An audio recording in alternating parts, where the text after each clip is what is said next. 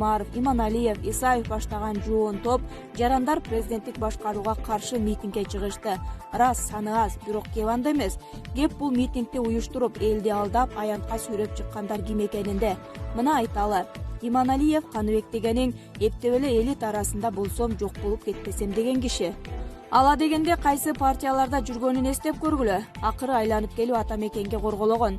Анан Райым мурунун мекеним Кыргызстанына кирем деп аракет кылган. Эми гүлү додо болбогон, тилеле сайраган, элге ныпым жакшылыгы жок.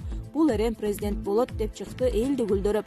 Өзү президент болгусу келет да президенттик башкарууга каршы. Исаев деген бай көпөс, акчаны гана билген киши. Саясатты жакшы түшүнбөйт. Кыргызстан деген байлардын партиясын жетектейт. Президенттик башкаруу менен парламенттик башкаруунун айырмасын деле жакшы түшүнбөйт.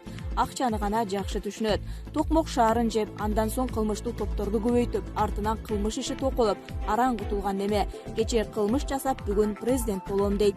Мадумаров илгертен бери парламенттик башкарууга каршы. Күчтүү президенттик бийлик керек деген киши. Көп жылдардан бери күчтүү бийлик, күчтүү президент керек деп элдин башын айландырып келген. Эл аны ээрчип ишенип алган.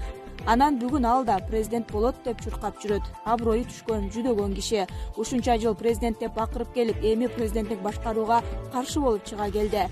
Себеби жеңип чыга албасын сезип калды. Эгер мен президент болбосом, анда парламенттик эле башкаруу болсун деп калды. Бул кызматты өзүнөн башкага ыраа көрбөдү, ичи тарыды. Ушундай кишилер Кыргызстанды башкарабыз деп жатышат, бирок колдорунан келбейт. Эл да шайлабайт, абройлору да жок, тилдери эле бар, сайрашат, алдашат, анан кала беришет.